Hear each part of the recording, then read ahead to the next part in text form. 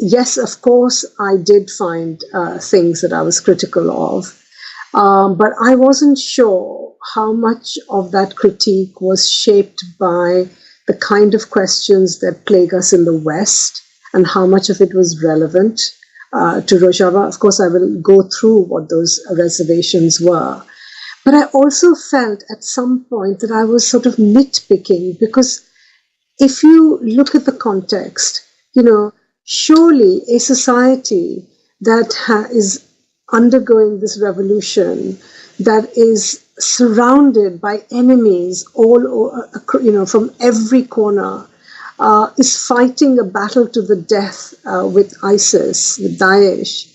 And then we say, for example, I might say, and I had and I asked about their policies on LGBT, and I thought, and in fact, there were very conservative views that were expressed around any alternate sexualities.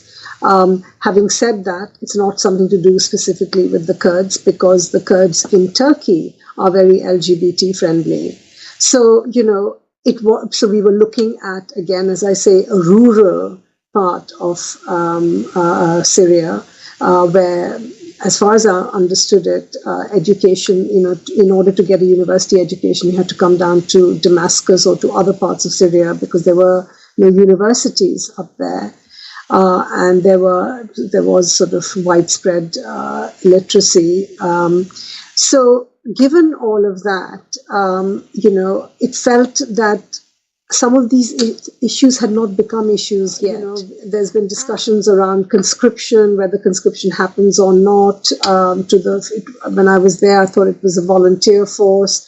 I'm still trying to get to the bottom of it, because the critics of Rojava say, well, they can, conscription, and they have young children of 16, 17 joining the forces.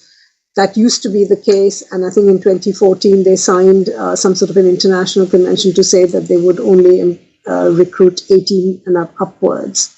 And the conscription, I am told, only applies not to the frontline defense units, but to the next stage back, people who are guarding hospitals and government buildings and so on and so forth. What other people have pointed out to people who are critics of Rojava, who've said that media outfits have been shut down. I think that's wrong, that media outfits have been shut down. There are also allegations. Now, those media outfits were churning out anti-Rojava stuff. They were Syrian. One was a Syrian outlet, Assad government outlet, and the other one was the KRG radio station, Rudo. Now, they are opposed to the Rojava revolution. So there are those sorts of, internal conflicts and so on, divisions. But in the scheme of things, I have to say, to have that level of expectation of high moral and ethical standards, which they do have in general, and they do fall short, feels kind of imbalanced.